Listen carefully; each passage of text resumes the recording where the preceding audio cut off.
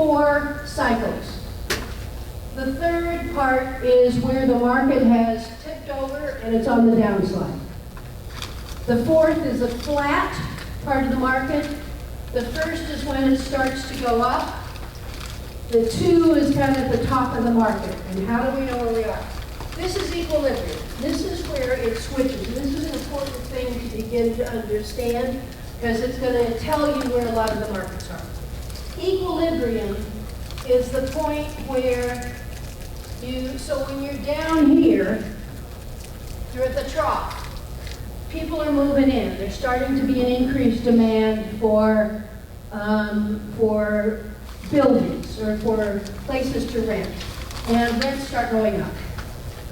Equilibrium is the point where there's significant demand and the rents are high enough that now it makes sense for builders to start building. So you tend to see here where you start seeing building permits going in, you start seeing a lot of building going on, right? And then as more buildings come online, you have all that excess capacity. And at a certain point, you are going to hit the top because now you have extra capacity. And so now rents go down, there's a lot of extra vacancies, things like that, right? So that's kind of the market cycle. All right, so we're going to talk about, remember we're back here. So we're talking about 1. It's early in the don't buy. So typically I'm going to buy in 4 and in early 1. All right, I am going to avoid, if I find a really great deal, I may buy it on the downside of 3 and just know I'm going to hold it long enough till it goes up again. All right, so these are the characteristics of the different part of the markets. In stage 1, supply is dwindling, properties sell fast, and our strategy, if we're going to do it, is to buy, hold, and flip. Now these are just some of them. We have more that we use. At 2, it's close to the peak of the market. We don't buy there. The time on the market increases, the number of the properties on the market increase, rents become stagnant. One of the things you see here a lot is if you pick up any of those apartment guides, you'll start seeing concessions. 1 month free, $99 move-in special, right? Tells you that there is more capacity than there are people to rent. So you can flip it at this point if you're early in the upside. You can move money, and you don't hold it unless you're planning to hold it for the long run.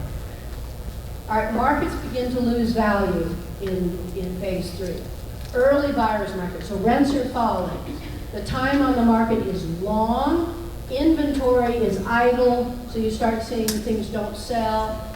We can buy for cash flow in our own backyard, and I'm wanting at least a cash-on-cash return of 15%. So 4 is at the bottom of the market, and the market time on the market is flat, and we are beginning to, beginning to increase. So the time on market begins to decrease. You are starting to see some absorption of the oversupply, and it's the best time to buy. Yes? Do you think right now in Maryland we're number 1 or number 2? So let's kind of go back. I think we are heading towards the top, and there's a couple of places where I think you're actually starting to see it tip over. So if you were to look at Towson, for example, there's still building going on. You see buildings going up. So what part of the market does Towson tend to fit in?